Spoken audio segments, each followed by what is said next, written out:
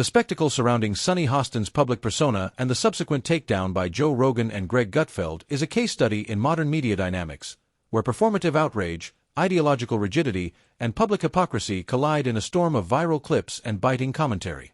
Hostin, a prominent figure on The View, has carved out a niche as a vocal advocate for social justice, often framing her arguments through the lens of race, privilege, and systemic oppression. Her style, confident, emotive, and unrelenting, has made her a polarizing figure, celebrated by some as a champion for the marginalized and criticized by others as a purveyor of sanctimonious rhetoric. The recent revelation about her ancestry, combined with the sharp critiques from Rogan and Gutfeld, peeled back the layers of her carefully curated image, exposing contradictions that sparked a firestorm of debate and mockery. Hostin's public persona thrives on a blend of moral superiority and selective outrage, a formula that has served her well in the mainstream media landscape. She positions herself as a voice for the voiceless, a defender of the oppressed, and a relentless critic of systemic inequities. Yet, as critics like Rogan and Gutfeld have pointed out, her delivery often feels like a performance, a Broadway show where she plays the lead, director, and sole applauding audience member.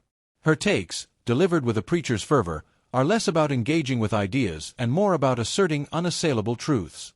Disagreeing with her isn't just a difference of opinion, it's a moral failing, a step toward being labeled a bigot or a cog in the machine of systemic oppression.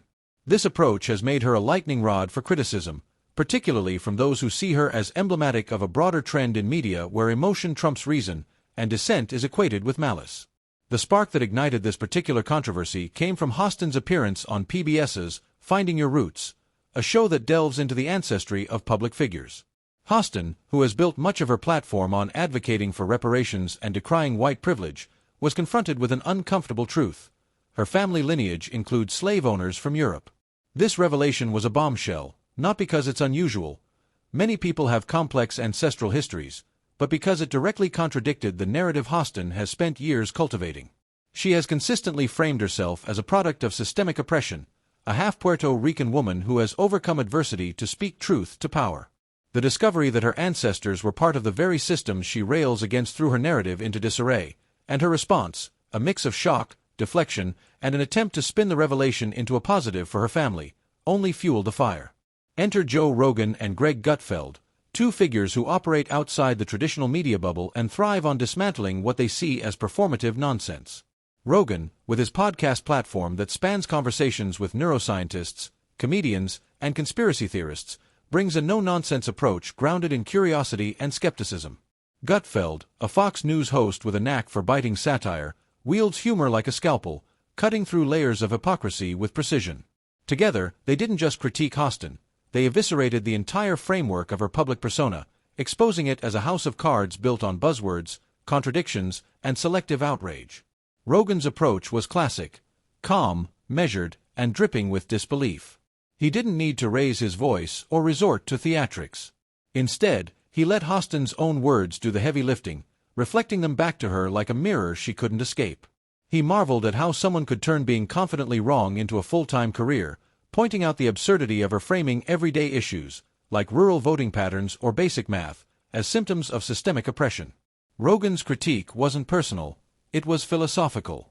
He called Hostin's approach weaponized narcissism disguised as woke wisdom, a line that cut to the core of her shtick.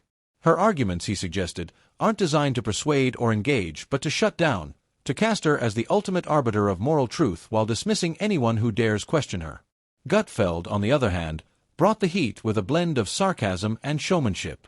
His takedown was less a debate and more a comedic roast, with Hostin as the unwitting guest of honor. He likened her commentary to peeling back an onion made of recycled tweets and stale think pieces, revealing nothing but empty soundbites and self-importance. Gutfeld zeroed in on Hostin's contradictions, like her habit of preaching about misinformation while generating it herself, or her claim to be a voice for the voiceless while dominating airtime on a major network. He didn't just call her out, he turned her persona into a one-man Broadway show titled The Privileged Prophet, a sunny tale, complete with imaginary sponsorships from luxury real estate and organic oat milk lattes.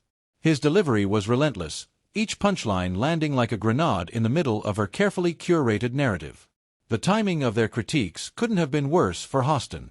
At a moment when the world was grappling with real issues, economic uncertainty, public health debates, and social unrest, her focus on performative gestures, like clicking on pictures of arugula or pontificating from her coastal mansion, felt tone-deaf. While others were navigating the practical realities of survival, Hostin was doubling down on hot takes that seemed divorced from the lived experiences of most Americans. Her suggestion that rural voters were somehow less legitimate because they didn't share her cosmopolitan worldview was a case in point. Rogan called it out directly, noting that her logic implied eating at Applebee's was akin to a hate crime. Gutfeld took it further, comparing her to someone trying to defuse a bomb with a blender. Loud, messy, and leaving everyone in tears. The ancestry revelation added a layer of irony that neither Rogan nor Gutfeld could resist. Hostin's entire brand is built on her identity as a victim of systemic racism, yet the discovery of her slave-owning ancestors complicated that narrative in ways she couldn't spin away. Her response on "Finding Your Roots" was telling. Rather than grappling with the complexity of her history, she pivoted to a feel-good narrative about shared roots with her husband, framing it as a positive for her children. It was a masterclass in deflection, but it didn't fool Rogan or Gutfeld. Rogan pointed out the hypocrisy of someone who shames others for their historical connections while ignoring her own. Gutfeld went for the jugular, joking that Hostin was so wrapped up in her identity politics she didn't even know who she was. What made their takedown so effective wasn't just the humor or the facts, it was the clarity they brought to the conversation. Hostin operates in a media ecosystem where emotional appeals and moral posturing often trump logic. She's mastered the art of turning debates into courtroom dramas, where she's the judge, jury, and sole witness. Question her, and you're not just wrong, you're a bigot, a sexist, or a member of some shadowy cabal. Rogan and Gutfeld refused to play by those rules.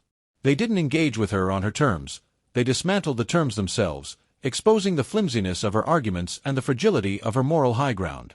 Rogan's slow-burn approach was particularly devastating. He didn't need to yell or grandstand. He simply held up Hostin's words and let them collapse under their own weight. When she suggested that math should be re-examined because it didn't account for lived experiences, Rogan's response was pure gold. So, if feelings are math now, then I guess 2 plus 2 equals my truth, and gravity needs to write a public apology. It was a masterclass in using humor to expose absurdity without resorting to cruelty.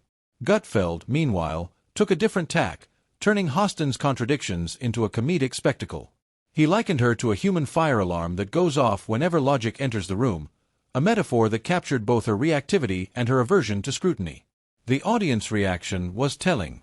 While Hostin supporters on The View cheered her on, the broader public, particularly those who follow Rogan and Gutfeld, seemed to side with the critics.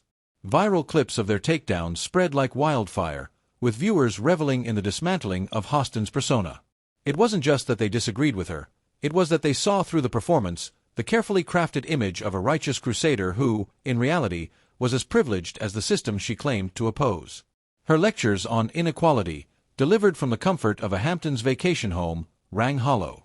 Her claims of victimhood, juxtaposed against her Ivy League degree and private jet lifestyle, felt like a scripted act. What Rogan and Gutfeld revealed wasn't just Hostin's hypocrisy, it was the fragility of the entire ideological framework she represents. In a world overflowing with experts, analysts, and everyday people grappling with complex issues, Hostin's approach, shouting the loudest while saying the least, stands out as a relic of a media era that prioritizes spectacle over substance. Her arguments don't hold up under scrutiny because they're not meant to. They're designed to dominate, to overwhelm, to cast her as the hero in a narrative where dissent is the villain. But when faced with critics like Rogan and Gutfeld, who refuse to be cowed by moral posturing, that narrative falls apart. The takedown wasn't personal, it was surgical. Rogan and Gutfeld didn't attack Hostin's character, they dismantled the scaffolding of her ideology, brick by buzzword. They exposed the contradictions at the heart of her worldview, the claim to speak for the marginalized while hogging airtime on a major network, the insistence on fighting misinformation while spreading it herself, the demand for equality while seeking immunity from criticism. It was a worldview audit, and Hostin's account came up short. Her arguments didn't collapse under pressure, they evaporated under the light of clarity. In the end, what makes this episode so compelling isn't just the spectacle of a public takedown, it's the broader questions it raises about media, identity, and accountability. Hostin's career thrives in an echo chamber where emotional appeals and moral grandstanding are currency. But when that chamber is pierced by voices like Rogan's and Gutfeld's, voices that demand evidence, embrace humor, and reject performative guilt, the cracks in the facade become impossible to ignore. Hostin's legacy, as Rogan and Gutfeld so deftly pointed out, isn't one of insight or progress. It's one of unintentional comedy, a series of memes masquerading as discourse, a performance that collapses the moment the spotlight shifts to truth.